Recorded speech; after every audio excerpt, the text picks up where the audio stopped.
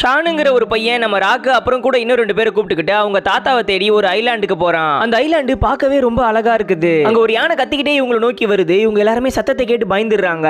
ஆனா பார்த்தா அந்த யானை பூனையை விட ரொம்ப குட்டியா இருக்குது. இவங்க எல்லாரும் அதை கையிலேயே தூக்கி கொஞ்சம் ஆரம்பிச்சிடுறாங்க. என்னன்னா இந்த தீவுல சின்னதா இருக்க வேண்டிய உயிரினங்கள்லாம் ரொம்பவே பெருசா இருக்குமா, பெருசா இருக்க வேண்டிய உயிரினங்கள்லாம் ரொம்பவே சின்னதா இருக்குமா. அதுக்கப்புறம் எல்லாரும் ஷானுடைய தாத்தாவை தேடி அங்க பாறைங்கள்லாம் விழுந்து கிடக்குது. அது மேல ஏறி ஏறி போறாங்க.